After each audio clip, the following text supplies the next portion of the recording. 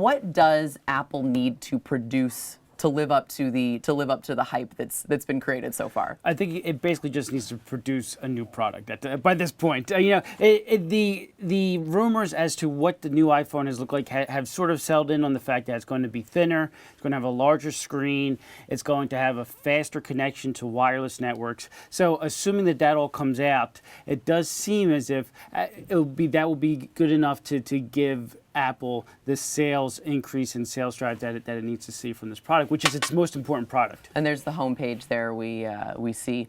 And what are they competing against? What is Apple competing against? Why are the expectations so high? Well, the expectations are high because this is the first real change to the form factor in a couple generations for the iPhone. And actually, if you look at the iPhone through the years, the screen size, for example, has stayed pretty consistent. So the fact that we might be seeing a bigger screen is going to get people excited.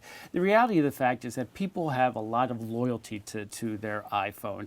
There was a survey this summer that said that more than 90% of iPhone owners would buy another one, which is just incredible product loyalty. And so just producing a iPhone that is well accepted, that will continue the evolution of the product, should be strong enough to capture a lot of those current owners. And I mean, you have that in the second core expectation about this new product. And when we were talking, we had scenes up there again of Apple's homepage where it has the 12, so September 12th, in the shadow of the 5, right? So part of why it's building expectation potentially for this iPhone 5.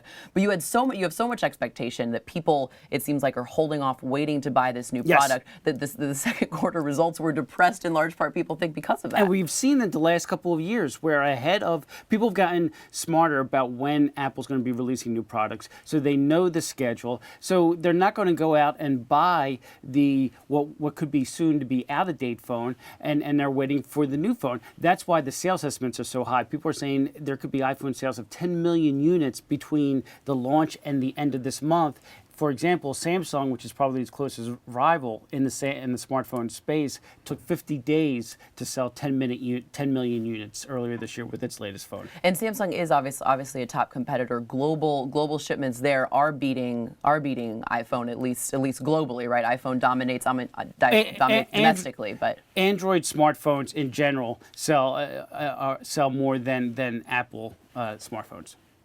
And we're gonna get a scene of the Apple 4S up there, and the new Apple could potentially have a larger screen. And how closely? I mean, consumers, of course, we know are going to be watching this very closely. How closely are competitors going to be watching this for new technology? If it's just a bigger screen, is that really going to scare competitors, or what would really kind of get their gullet? For competitors, I think Apple is the 800-pound gorilla in the room. So, and we have seen that the iPhone has led the development of smartphones from the beginning, from the very first iPhone.